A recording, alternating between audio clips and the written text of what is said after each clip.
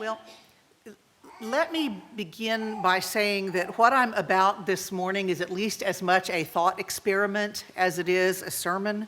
So you may find me a little less organized and more stream of consciousness than, those of you who know me at least might expect.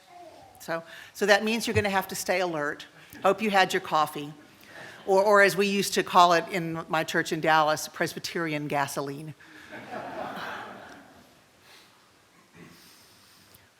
Mark's brief story here, and all the time when Mark tells stories, they're brief. He just gives you the little quick photograph and then moves on. But what he's dealing with in these few verses seems to have to do mostly with the question of Jesus' authority. In the first half of the passage, people in the synagogue are listening to Jesus teach, and they're astounded because, as Mark says, he taught them as one having authority and not as one of the scribes. Okay? So it becomes apparent even in Jesus speaking that he has a certain compelling kind of authority that people recognize. But what comes next is really even more interesting. Mark says, just then there was in their synagogue a man with an unclean spirit. That wording just seems funny to me. What does he mean, just then? That this was a regular attender who happened to be plagued with a recurring case of unclean spirit, or that it was an unfortunate person who just happened to wander in while Jesus was talking. I guess it doesn't really much matter, because what Mark is interested in, of course, is what came next. The unclean spirit speaks. Jesus rebukes it, him, whatever, and orders it to come out of the man, and it does so apparently quite unwillingly. It has to give him that last convulsion before it's willing to leave. And once again, the audience is astonished. What is this? A new teaching with authority. He commands even the unclean spirits, and they obey him. Even the unclean spirits obey him. At one level, that seems obvious. And yet, I'm not sure that people of faith live as if we believed it any more today than they did 20 to 21 centuries ago. For the moment, let's bracket the question of just what is an unclean spirit anyway, and set that aside. We'll come back to it. But for the moment, let's just talk about it as forces that are opposed to God. Forces of evil, if you want to use that terminology. Mark says, the people in the synagogue say, even those forces are in the end compelled to obey Jesus. Do we believe that? If I passed out a true-false theology test, and that was one of the questions, do all the spirits have to obey Jesus? We would probably circle true. We know that's the party line. That's the correct answer. But do we live as if we know it's true? I wonder. And I wonder that because I know me, right? So let me speak only for myself for a moment, and you can listen in and see if any of this sounds like you as well. I don't find it hard to believe for a moment that God is active in the lives of people or institutions or whatever that choose to pay attention to God. That's easy, right? We could all circle true to that one and move on.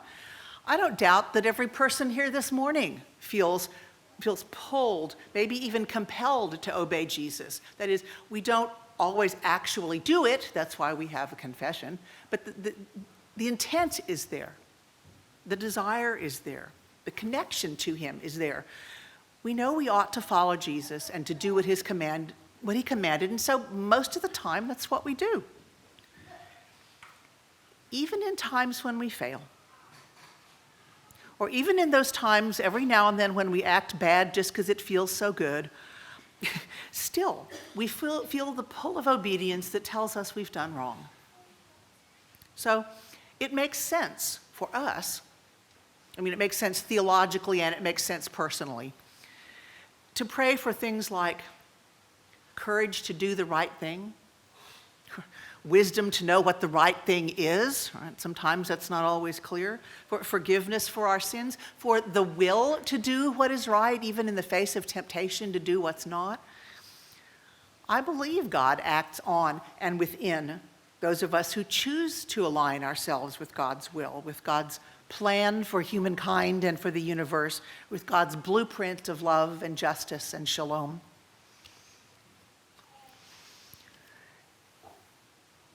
Beyond that, I don't even find it terribly difficult to believe that God can exert control over nature, let's call it. I mean, if God made the earth and the heavens, God ought to be able to control what God made. I do think that for a lot of reasons, some of them absolutely incomprehensible to us, God often, perhaps most often, chooses not to do so. That's on my list of things to ask God about, right? If I ever get a chance in the great beyond, things like, why earthquakes? And yeah, plate tectonics is cool, but did it really have to create earthquakes? Why hurricanes and floods? Why viruses that mutate and kill? Why Alzheimer's? The sort of things you've probably got on your list as well.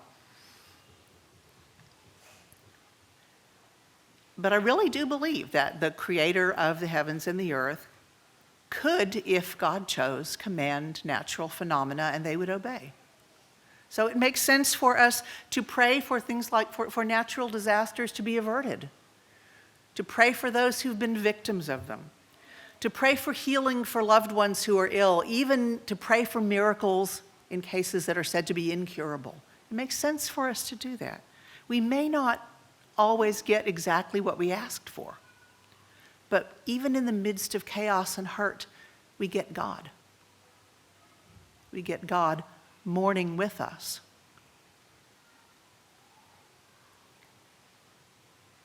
But it is very hard for me to wrap my mind around the notion that God has authority even over the unclean spirits.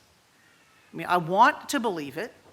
I want it to be true. If you gave me that true-false theology test, I'd circle true, but I don't think I live as if I believe it. There are people, categories, kinds of people that deep down in my gut, I really think are probably beyond redemption. I mean, I personally think that. I don't, not theologically, right? That's a place where my brain and my gut don't agree with each other. But I mean, let's, for example, dictators who torture and murder thousands of their own people, corporate executives who rob the pension fund to fund million-dollar birthday parties for their trophy spouses. Telemarketers and door-to-door salespeople who prey on the vulnerable and confused elderly. I'm sure all of us have our own list of the possibly unredeemables. I mean, do we see evidence that God has authority over the willful human evil that plagues our world? I don't see that evidence, and yet here's the amazing thing. I don't have to believe something in order for it to be true. My own limited point of view, my own fragmentary understanding, my own doubts and fears don't keep God from having authority. Just because I can't see it doesn't mean it isn't so. Which means that a growing edge for me, and I suspect for many of us, is that we have to learn and to be willing to pray for even those situations where it looks like God has no authority. We must pray for God to be at work even in the lives of those who seem to think there is no God. Even in the lives of those who seem to think that they themselves are God. We must pray for God to redeem even those we think of as unredeemable. We must pray for God to save even the ones we would frankly like to see burn in hell or its equivalent. We must at least act as if we believe God has authority over the unclean spirits. We certainly have little to no influence over them, but God does, if Jesus is to be believed. Okay, now, Now let's unbracket that question and think for a moment of what is an unclean spirit?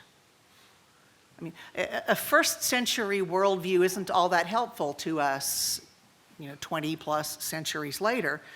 And yet, and here's where the thought experiment really happens. How would it change the way we think about the world and our place in it and our task here if we understood something like unclean spirits to be responsible for at least some of the evils that plague us? Now, I don't want to get all weird and spooky, or irrational for that matter, heaven forbid. But what I'm suggesting is this. In the first century, if a person had an unclean spirit, so to speak, that's probably someone that today we would think of as mentally ill, right? That person was to be pitied, but not blamed. He or she might have to be restrained for their own good or for the public safety, but that was understood to be the fault of the unclean spirit, not of the person, him or herself.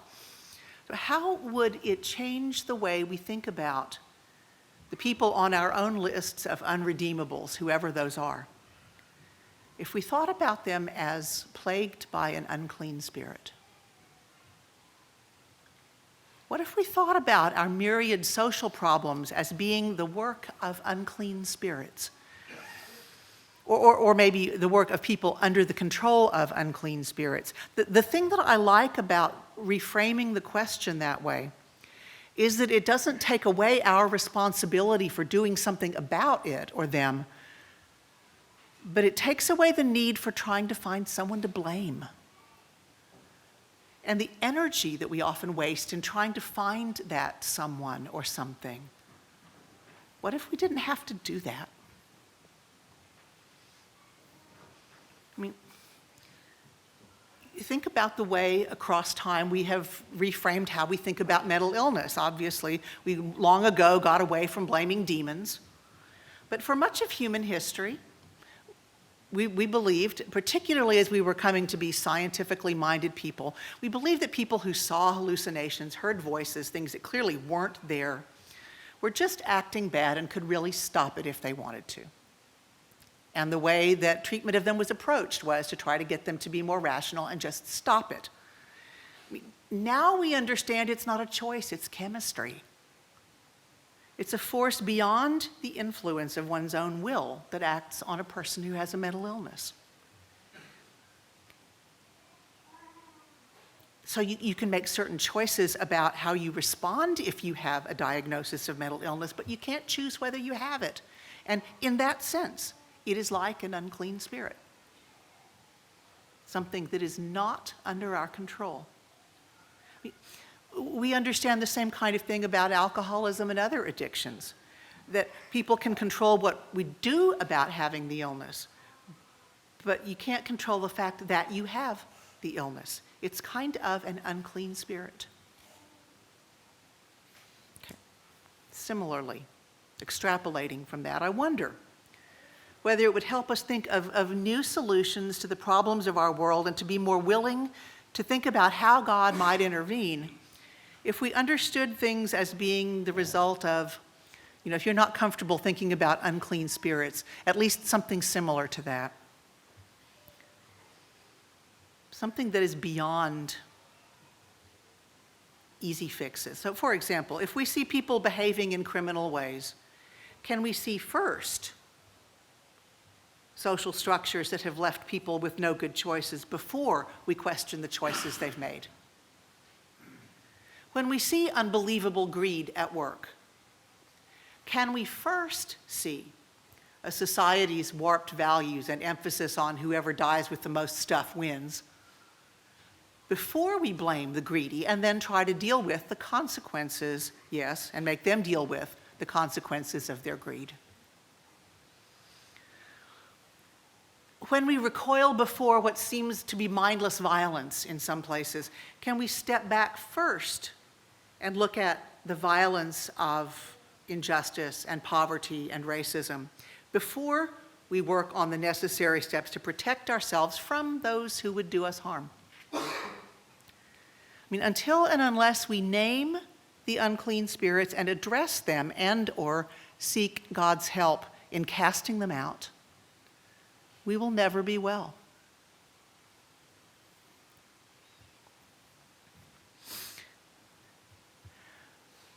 I think one of the failings of mainstream religion and the mainline churches is that we often fail to take evil very seriously. We label particular actions or beliefs as evil and beyond God's reach.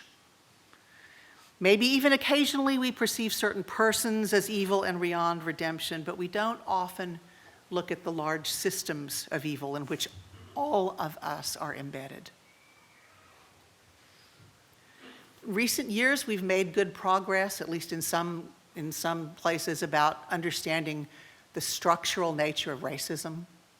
We're doing better about that. But even there, it's awfully tempting, and I speak now as an academic, to give in to the temptation just to analyze it to death and to think that once we have named and understood a problem that we've got it settled. No, we don't. Jesus didn't say, "What an interesting unclean spirit that is. Let's study it and see what we can learn about unclean spirits and their effect on human life. Maybe I can get a grant." He cast it out. But I digress. Rather than looking for someone's to blame, rather than getting caught up in endless analysis and explanation, I would suggest that we need to take seriously the power of forces outside ourselves, whether you want to call those unclean spirits or not, that trap us into behaving ways we know we shouldn't behave, and believing the worst about each other, and treating human beings and our earth as means rather than a valuable and good end in themselves.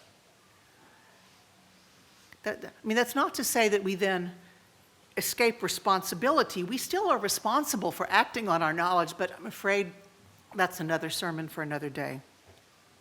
Maybe David will act me back. I do think, though, that we need to understand that as much as we would like to write off certain people, and boy, am I guilty of that, right? Or to write off certain groups of people or the opinions of certain other groups of people, we are all, to some extent, captives of forces we don't control. And what good news it is then that Jesus is able to command even the unclean spirits, and they obey him. God is not powerless against the forces of evil that frighten us, that make us feel helpless, that threaten to overwhelm us. God has authority, even when we can't see it. God has authority over murderous dictators and would-be dictators, over thieving corporate executives, over swastika-waving neo-Nazis, even if they neither know it nor acknowledge it. God has authority over us as well, both that which within us which is good and just, and that within us which is still subject to the unclean spirits, or whatever name you want to give them. God can cast those out of us if we'll ask. God can cast them out of our society if we'll ask, and if we'll get on board with God's plan. But of course, that would have impacts on us which we can't foresee, which is why we mostly don't get around to asking. That's another sermon for another day. God has authority even when it doesn't look like it. God has authority over us, over those who seek to do God's will and those who seek to thwart God's will, even the unclean spirits. Amen.